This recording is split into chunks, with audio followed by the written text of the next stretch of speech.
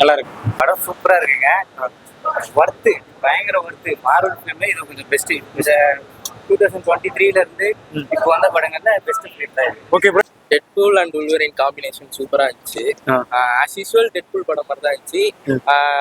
ஹைப்ல ரொம்ப எக்ஸ்பெக்டேஷன்ல இருக்கவங்க நல்லா எக்ஸ்பெக்டேஷனோட வந்தீங்கன்னா கொஞ்சம் டிசப்பாயின்மெண்டா இருக்கும். ஃப்ரெஷ்ஷா வந்தீங்கன்னா ஒரு நல்ல மூவி பார்த்து.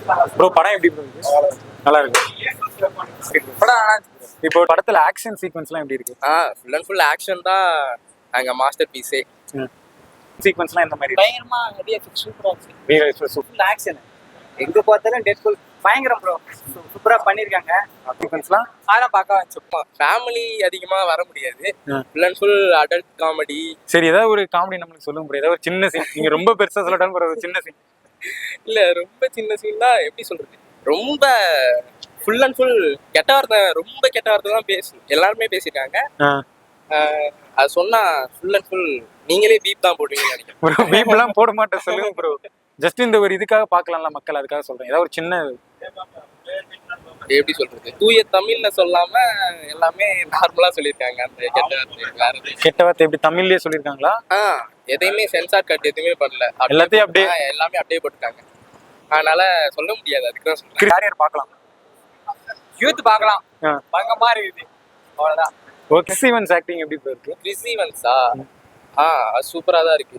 அவரு என்னது கேப்டன் அமெரிக்காவா பார்க்கும்போது இதை பார்க்கும்போது கொஞ்சம் மொக்கையா இருந்துச்சு. ஆனா சூப்பரா இருந்துச்சு. கிறிஸ் ஈவன்ஸ் ஆக்டிங் எப்படி இருக்கு?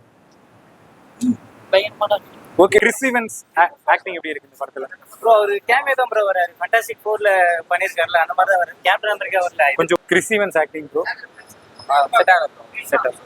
இப்போ மார்வல்ஸ் பண்ண படத்துல அவெஞ்சர்ஸ் எண்ட் கேம்க்கு முன்னாடி பண்ண எல்லா படமும் சூப்பரா இருந்துச்சு. அதுக்கப்புறம் வர படம்லாம் எக்ஸ்பெக்டேஷன் சாட்டிஸ்ஃபை ஆகல.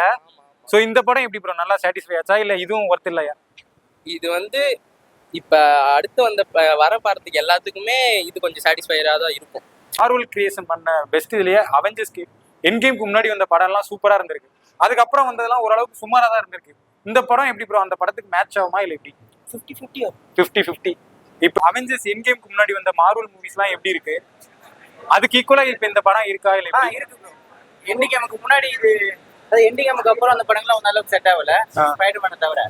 அதுக்கப்புறம் இது வந்து நல்லா இருக்கு ப்ரோ. இருந்ததுக்கு இது ஏதோ பரவாயில்ல, பெட்டரா தான் இருக்கும். ஆக்ஷன் சீக்வென்ஸ்லாம் சூப்பராவே இருக்கும். ஓகே. எண்ட் கேம்க்கு அப்புறம் இது கொஞ்சம் நல்லா ஓகே அப்படின்னு சொல்லலாம். அவெஞ்சர்ஸ் எண்ட் கேம் பாத்திருக்கீங்களா? அந்த படத்துக்கும் இந்த படத்துக்கும் கம்பேர் பண்ணா எது பெஸ்ட் நீங்க சொல்லுவீங்க? எண்ட் கேம் தான் ப்ரோ. எண்ட் கேம் எங்க இருக்குது? அவெஞ்சர்ஸ் எண்ட் கேம் ஓகேவா இல்ல டெட்பூல் ஓகேவா? எண்ட் கேம் தான். எண்ட் கேம் வந்து இன்னும் யாருமே பீட்டே பண்ணல. அது வந்து ஒரு தரமான. Okay bro. இப்போ அவெஞ்சர்ஸ் எண்ட் கேம் பாக்குறவங்க வந்து இந்த படத்தை பார்க்கலாமா? ஒர்த்தா இருக்குமா எப்படி படம்? ஒர்த்தா இருக்கு ப்ரோ. ஏன்னா மார்வலுக்கு ரீசெண்டா அந்த எந்த படமே சரியா போல. இப்போ இந்த படம் ஓடுனாதான். ஆமா. அவெஞ்சர்ஸ் எண்ட் கேம்க்கு எவ்வளவு ரேட்டிங் கொடுப்பீங்க? டெட்பூலுக்கு எவ்வளவு ரேட்டிங்?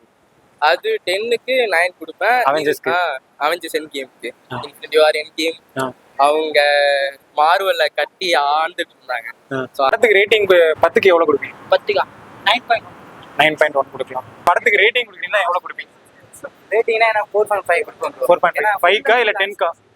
5க்கு சொல்றேன். 5க்கு. ஏன்னா இப்போ இது டெட்பூலுக்கு எவ்வளவு ரேட்டிங் கொடுப்பீங்க? டெட்பூலுக்கு ஒரு 10க்கு ஒரு 7 கொடுக்கலாம். 7 கொடுப்பீங்க. ரேட்டிங் கொடுத்தீங்கன்னா எவ்வளவு கொடுப்பீங்க? 8.5 கொடுக்கலாம். 8.5 கொடுக்கலாம். 3D போஸ்ட் கிரேடியன்ட் சீன் எல்லாம் எப்படி ப்ரோ இருந்துச்சு? அது ரொம்ப மொக்க. ரொம்ப எக்ஸ்பெக்ட் பண்ணி இருந்தோம். கடைசில ரொம்ப மொக்கையா போயிடுச்சு. அவ்வளவுதான். Okay bro. அந்த படத்துக்கு எவ்வளவு ரேட்டிங் கொடுப்பீங்க? ப்ரோ அதெல்லாம் 10/10 ப்ரோ. படத்துல வந்து இந்த ஒரு கேரக்டர் இருந்தா இன்னும் சூப்பரா இருந்திருக்குன்னா எந்த ஒரு கேரக்டர் சொல்லுவீங்க? அவெஞ்சர்ஸ்ல இருந்து யாரையாச்சும் கொண்டு வந்திருக்கலாம். ஆனா தோர், அயன்மேன் எல்லாரையும் டிவில காட்டினாங்க. அந்த மானிட்டர்ல அவங்கள யாராவது ஒரு தெரியாத கண்ணுல காமிச்சா நல்லா இருக்கு. காமிச்சிருந்தா கொஞ்சம் நல்லா இருக்கும். ஆனா அவங்களோட திங்ஸ் எல்லாம் காட்டினாங்க அங்கங்க. அது கொஞ்சம் நல்லா இருந்துச்சு. ஏதாவது ஒன்னு பண்ணிருந்தா இன்னும் பெட்டரா சூப்பரா இருந்திருக்கு. ஆமா பெட்டரா. இல்ல கேமியோ நிறைய பேர் கேமியோ வந்திருக்கு. ஆனா இந்த அயன் மேன் அவங்கலாம் வந்திருந்தா இன்னும் நல்லா இருக்கும். ஓ மார்வல்ஸ்ல இருந்தவங்க இங்க வந்திருந்தா நல்லா இருந்திருக்குன்றீங்க. ஆனா கொடுத்திருக்காங்க. ரொம்ப மெயின்லாம் இல்ல, சைடா. யார் 1000 கோடி பேசலாம் நினைக்கிறீங்க? அது ஹாலிவுட் படம் தானே ஆகும். ஆகுது எல்லாமே. கல்கி அதெல்லாம் போயிட்டு தானே இருக்கு. அதெல்லாம் இப்ப சர்வசாதாரணமா போயிடுச்சு இல்ல. கோடி வசூல் ஆகுமா? அது டவுட் தான். அது டவுட் தான். இன்னொரு கேரக்டர் வந்தா நல்லா இருக்குன்னா அதை யாரை சஜஸ்ட் பண்ணுவீங்க? யாரை சொல்லுவேன்னா அயன்மேன் வந்து நல்லா இருக்கு bro. Iron Man Iron Man reference இருக்கு, ஆனா அயன்மேன் வரல. 3D இந்த படம் 3Dல கொண்டு வந்திருக்காங்க. 3Dல பாக்குறப்போ எந்த மாதிரி விஷுவல் பயங்கரமா இருக்கு. விசுவல்ஸ்லாம் பயங்கரமா இருக்கு. எஃபெக்ட்ஸ்லாம் எப்படி ப்ரோ இருக்கு? செம்மையா இருக்கு ப்ரோ. நம்ம எப்படி சொல்றது, 3D உங்களுக்கு தெரியல, இத்தனை முறை தான் நம்மளே வர மாதிரி இருக்குது. அதெல்லாம் சூப்பரா பண்ணிருக்காங்க. மொத்தத்துல படம் வேற லெவல் ப்ரோ. வேற லெவல். தியேட்டருக்கு வந்து பாக்குறதுல ஒர்த். எஃபெக்ட்ஸ்லாம் எப்படி இருந்துச்சு? அது ஒரு ஆவரேஜ் தான் ப்ரோ. டெட்பூலும் உல்வரினோட காம்பினேஷன் எப்படி இருந்துச்சு? ஃபர்ஸ்ட் ஹாஃப் ஃபுல்லா கொஞ்சம் செட் ஆகாம நாங்க செகண்ட் ஹாஃப் செட் ஆனதுக்கு அப்புறம் படம் சூப்பரா அப்புறம் தான் கதையே ஸ்டார்ட் ஆகும். சூப்பரா இருந்துச்சு. ஓ அப்புறம் தான் கதையை ஸ்டார்ட் ஆகி ஆனதுக்கு அப்புறம் தான் சூப்பரா இருந்துச்சு படம். இப்போ டெட்பூலும் உல்வரினோட கேரக்டர் காம்பினேஷன் எப்படி ஒர்க் அவுட் ஆயிருக்கா? ஃபன் அது பயங்கர காம்பினேஷன் ப்ரோ. அது சொல்லவே முடியாது. இப்போ ஒரு அயன்மேன் கேப்டன் அமெரிக்கா அதை விட இது வேற லெவல் ப்ரோ. நல்லா பண்ணிருக்காங்க. ஒல்வரின் கேரக்டர் தான் பயங்கர இதா காட்டிருக்காங்க. டெட்பூலும் உல்வரினோட காம்பினேஷன் எப்படி ஒர்க் அவுட் ஆயிருச்சா? பக்காவா செட் இருக்கு. இந்த படம் உல்வரினும் டெட்பூலோட காம்பினேஷன் எப்படி வேற லெவலா இருக்கு? ஏதாவது ஒரு சிச்சுவேஷன்ல லேக் ஆயிருக்குல்ல? ஃபைட் சீன் ஒரு பஸ் சீன் இருக்குது. அது தேவையில்லாத சீன். ஆனா ரொம்ப லேகா கொண்டு போனாங்க. ரொம்ப லேக் அது மட்டும் கொஞ்சம் அவாய்ட் பண்ணா படம் நல்லா. படம் நல்லா இருக்கு. இப்போ பார்த்து எப்படி கேப்டன் அமெரிக்கா தான் கிறிஸ் ஈவன்ஸ் வருவார் கொஞ்சம் தள்ளி இப்போ நம்ம தமிழ் சினிமாவில் பார்த்தீங்கன்னா இப்போ கல்கியில் பார்த்தீங்கன்னா 3 பிரபங்கள், அதாவது 3 டிஃப்ரெண்ட் ஆக்டர்ஸ், பெரிய பெரிய செலிபிரிட்டிஸ் நடிச்சிருக்காங்க. நம்ம தமிழ் சினிமாவில் எல்லாரும் நடிச்சா நான் தனியாக தான் நான் ஹீரோவாக நடிப்பேன், 3 பேர் சேர்ந்தா நடிக்க மாட்டோம் அப்படிலாம் இருக்காங்க. ஸோ அந்த மாதிரி ஒரு டபுள் காம்பினேஷன் இல்லை ட்ரிபிள் காம்பினேஷன் நடிச்சு 1000 கோடி வசூல் ஆகுனா அது யார் நடிச்சா நல்லா இருக்கும் நீங்க நினைக்கிறீங்க? டபுள் காம்பினேஷன் ட்ரிபிள் காம்பினேஷன் நம்ம தமிழ் சினிமா தமிழ் சினிமாவில் ஆக்டர்ஸ் அந்த மாதிரி நடிச்சா யார் நல்லா இருக்கும்? தளபதி. தலை அவங்கள யார் டைரக்ட் பண்ணா நல்லா இருக்கும்? வெற்றிமாறன். ஓகே, யார் ப்ரொடியூஸ் பண்ணா நல்லா இருக்கும்? Use 7 Screen Studio. 7 Screen Studiosனா யார்? இவர் தான் இது லலித்.